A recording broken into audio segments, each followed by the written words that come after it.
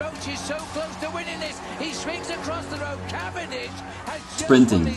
On the outside, it appears to be no different from normal cycling, only faster and unseated. But when we look a bit deeper, we see that the underlying physiology is actually completely different.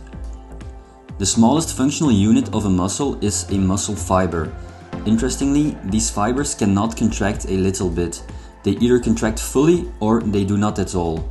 So the force of contraction of an entire muscle, which is composed of many muscle fibers, is determined by the amount of muscle fibers contracting simultaneously. During sprinting, this is almost all of them, for some of the leg muscles at least, as this is a maximal effort usually lasting around 10 to 15 seconds. The energy required to fuel this maximal contraction is so high and is needed so suddenly that the cardiovascular system has no time to fire up and increase blood flow and thus oxygen to the working muscles.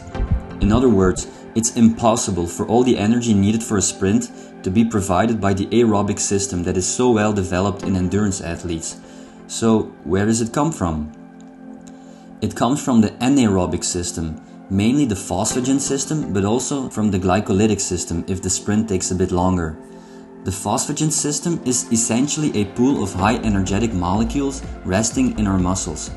It can be unplugged to provide immediate access to huge amounts of ATP, but only for 10 seconds or so. The pool is just not that big and drains very quickly. Unlike the aerobic and the glycolytic system, the phosphagen system has few trainable aspects. One of the things you can do is increase the size of this pool of phosphagens by supplementing creatine monohydrate. Creatine monohydrate will get taken up inside your muscles, bind a phosphor group, making it creatine phosphate and becoming a phosphagen, and thus enlarging the pool of high energetic molecules that can quickly release their energy if needed.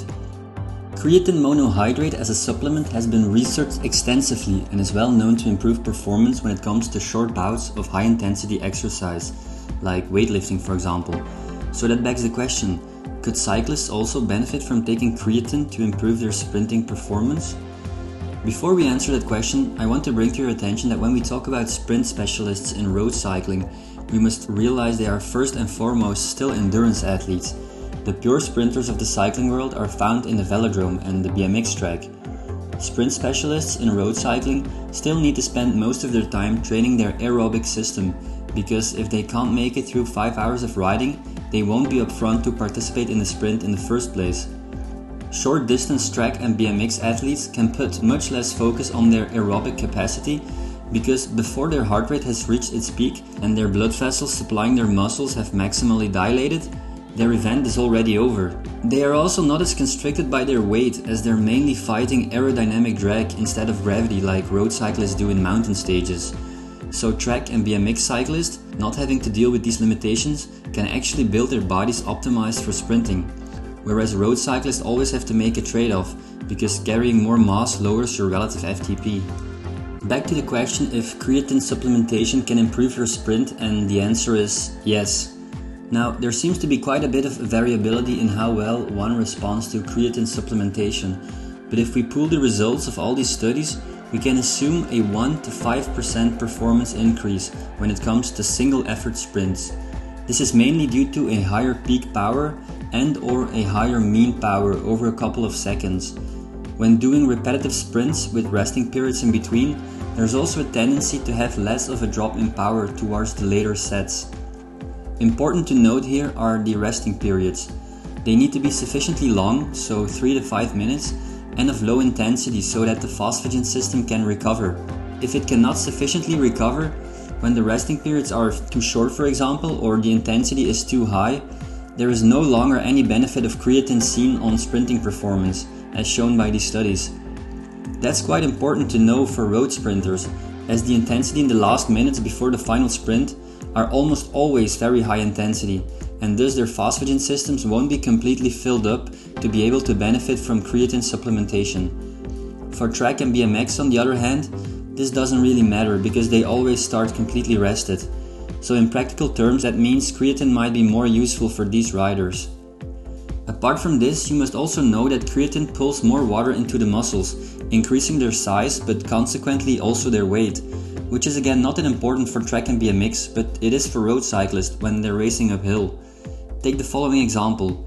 A road cyclist with an FTP of 350 watts and a weight of 65 kilograms. That's a relative FTP of 5.38 watts per kilogram.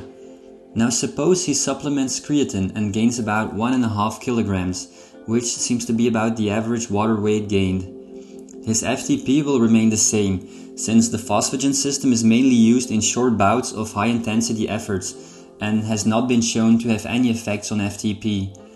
But with his weight now increased to 66.5, that gives him a relative FTP of 5.26 watts per kilogram, which translates into a decrease of 2.2% in relative FTP. For the average amateur, this means absolutely nothing, but for the pro chasing every marginal gain possible, that's quite significant. So we've seen that creatine can directly increase sprinting performance by about 1 to 5%, but probably more important is its indirect effect on sprinting performance. In weightlifting, creatine supplementation is known to have an even greater effect on performance with increases of 5 to 15%.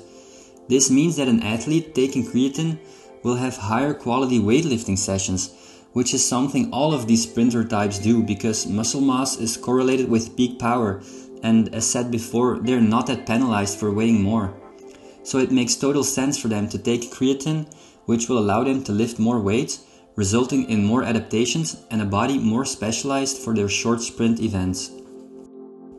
So in summary, the energy for sprinting is mainly provided by the phosphagen system, consisting of ATP and creatine phosphate.